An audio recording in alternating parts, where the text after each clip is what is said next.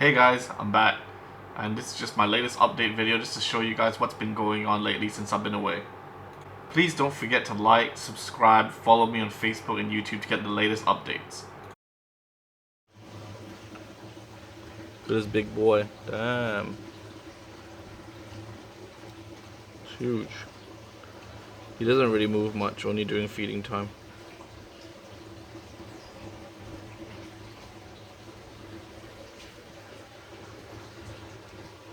He's come a long way since he was a baby. Now he's his own 8-foot tank. But he just likes to chill in the corner.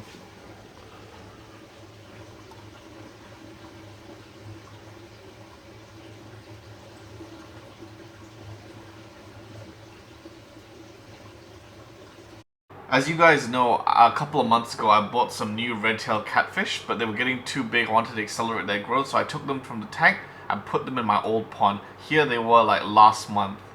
Check out their growth in the feeding video section. In this section you'll see them swimming at the bottom, and later I'll show you feeding them like fish meat.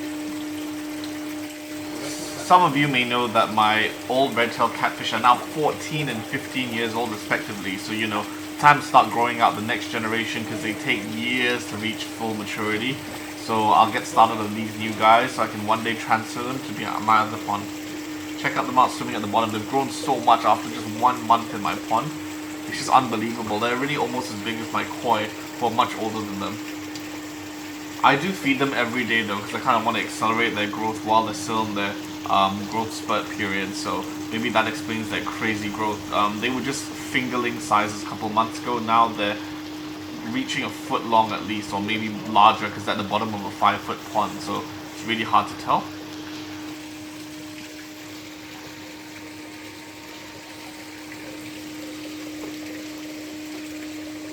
Check them out. I feed them chopped up sardines fish from the market, and yeah, you can see them go kind of crazy right here. Just going crazy for the food. They, you know, the other fish don't get much, that's why I feed the others pellets, and these guys get all the fish because they eat it really quick. They're a little bit hesitant because it's during the day, so they're used to eating at night since they're nocturnal. That's why they just grabbed a couple and just ran on the bridge, but you can just check out a couple of instances where they can grab their fish because they can't resist.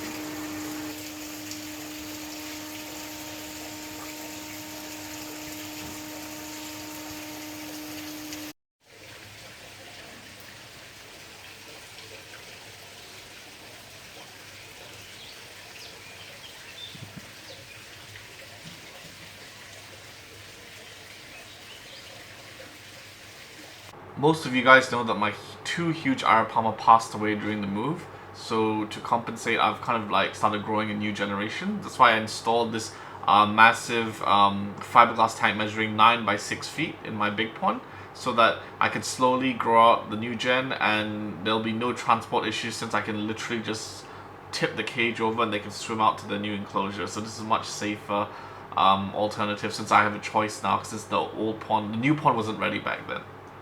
So I got a couple of new fish. These are 2 red snakehead. The man at the fish shop just kind of gave them to me for free because no one wanted them.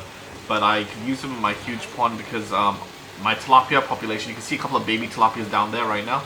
They went out of control and they've already bred 3-4 cycles in the span of like 4 or 5 months. So these guys help control the population. Even with them in my pond, there's still so many babies. So it's just a natural prevention scheme, I guess, but they're still small, so they're no threat to my other fish, but they're kind of beautiful, so yeah, that's their function.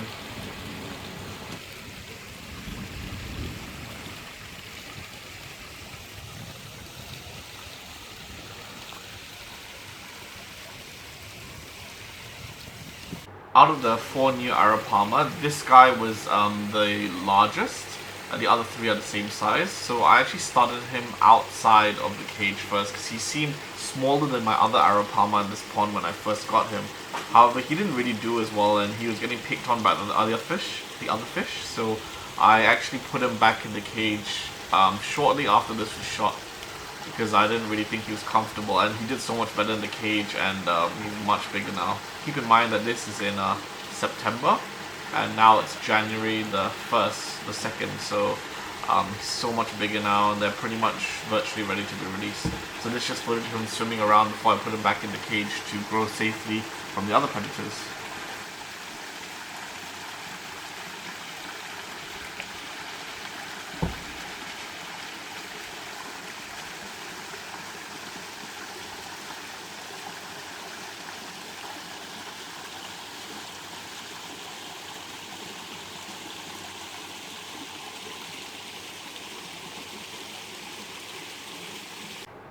This is the other 3 new Arapaima that I have. So I have 5 altogether now. So these are the 3 babies when they're first put into the tub around early September 2016.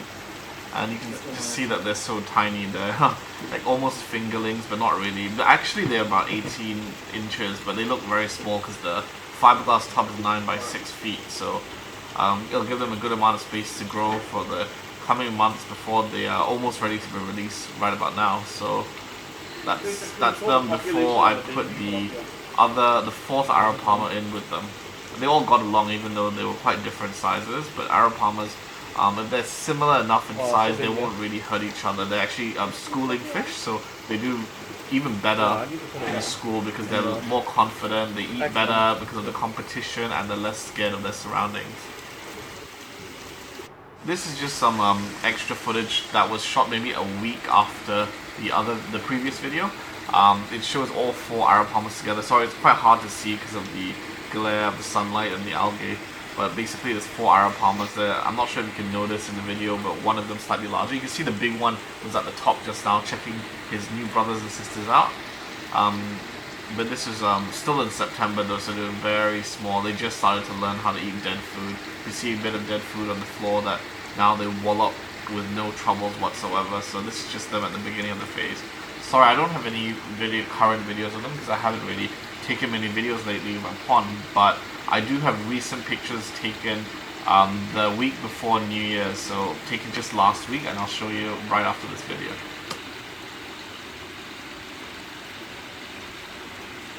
Here you can see the latest pictures just taken last week at night when I was feeding them.